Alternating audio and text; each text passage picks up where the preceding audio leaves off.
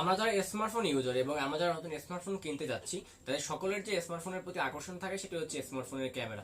তবে আমরা কি জানি স্মার্টফোনের ক্যামেরা কিভাবে কাজ করে এবং কোনভাবে এটাকে ব্যবহার করলে আমরা খুব সুন্দর সুন্দর ছবি তুলতে পারবো, কোন ধরনের ক্যামেরার ফোন কিনলে আমরা উপকৃত হব। তো আজকের ভিডিওতে আলোচনা করবো স্মার্টফোনের ক্যামেরা নিয়ে, যার ফলে আপনারা ফোন কেনার সময় সেরা ফোনটি কিনতে পারবেন এবং ভালো একটা ক্যামেরা ফোন কিনতে পারবেন। তো জানতে হলে অবশ্যই দেখতে হবে ভিডিওটি সম্পূর্ণ শেষ পর্যন্ত।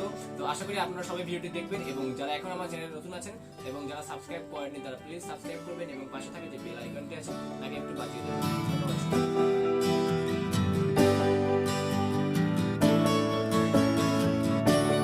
তো প্রথমেই কথা বলবো সেন্সর নিয়ে। সেন্সর কি? সেন্সর হলো আপনার ফোনের ক্যামেরার লেন্স দিয়ে যে আলোটি প্রবেশ করবে বা দেখা দেবে তাকেই ক্যামেরা ক্যাপচার করবে। সুতরাং ক্যামেরার সবথেকে গুরুত্বপূর্ণ হলো সেন্সর।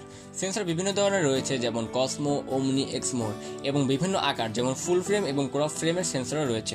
তবে স্মার্টফোনের সবগুলো সেন্সরই ক্রপ ফ্রেম বডি সেন্সর এবং এগুলো আকারে খুব ছোট হয়ে থাকে। সেন্সরের প্রধান একটি বিষয় হলো এর সাইজ।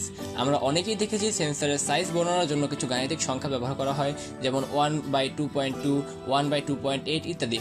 এবং এখানে যে একের ভগ্নাংশ রয়েছে সেখানে যে সংখ্যাটি থাকবে সেটি যত ছোট হবে সেন্সরের সাইজ তত বড় হবে। অর্থাৎ যে আপনার 1.2.2 কিন্তু ছোট 1.2.8 এর থেকে, সুতরাং এখানে 1.2.2 এর সাইজ কিন্তু বড় হবে এবং এর ছবি হবে খুব সুন্দর আর এবং আই ক্যাচ। যখন আমরা স্মার্টফোন কিনতে যাব তখন আমাদের দেখতে হবে যে স্মার্টফোনের ক্যামেরা সেন্সরের সাইজটা কতটুকু।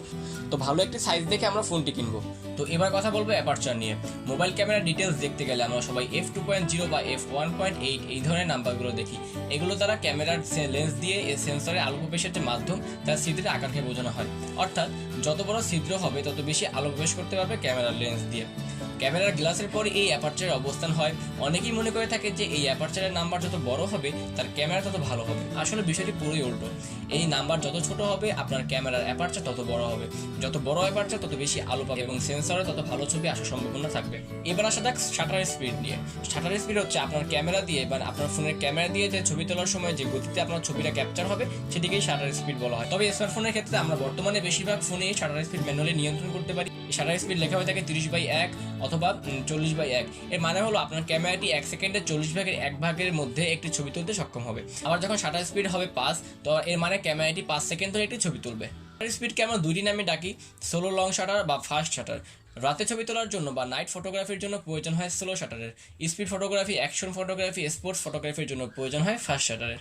স্লো শাটারের ছবি তোলার জন্য প্রয়োজন হয় ট্রাইপড বা ক্যামেরা স্ট্যান্ডের, কারণ এই সময় ক্যামেরা শাটার অনেক সময় ধরে খোলা থাকে, ফলে যে কোনো ধরনের হাত কাঁপাকাঁপিতে ছবির ফোকাস নষ্ট হয়ে যায়। কখন কিরকম শাটার ব্যবহার করতে হবে সেটা বোঝার সহজ উপায় হলো আলো সম্পর্কে বোঝা। আলোর পরিমাণ যত বেশি হবে শাটার স্পিড তত দ্রুত রাখতে হবে, যেমন 30/1।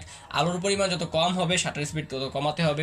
নাইট ফটোগ্রাফির জন্য আমরা বেশিরভাগ ক্ষেত্রে স্লো শাটার ব্যবহার করে থাকি, যেমন 1। এবার কথা বলবো আইএসও নিয়ে।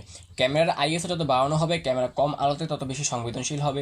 এর মানে হলো ক্যামেরা খুব কম আলোতে একটি ভালো ছবি তুলে আনতে সক্ষম হবে।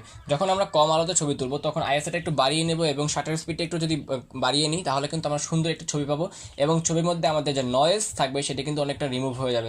সুতরাং যে আমরা যখন আইএসও বাড়াবো এবং শাটার স্পিডও বাড়িয়ে নেব তখন কিন্তু আমাদের ছবিতে নয়েজ ফ্রি একটা ছবি আমরা পেয়ে যাব। তো ফ্রেন্ডস, এটাই ছিল আজকে ভিডিও। আশা করি ভিডিওটির মাধ্যমে আপনাদের কিছু শেখাতে পেরেছি এবং উপকৃত করতে পেরেছি। যদি ভালো লাগে তাহলে অবশ্যই লাইক করবেন, কমেন্ট করবেন এবং সাবস্ক্রাইব করতে ভুলবেন না। আর হ্যাঁ, অবশ্যই নেক্সট ভিডিওগুলো দেখবেন। ধন্যবাদ সবাইকে। আল্লাহ হাফেজ।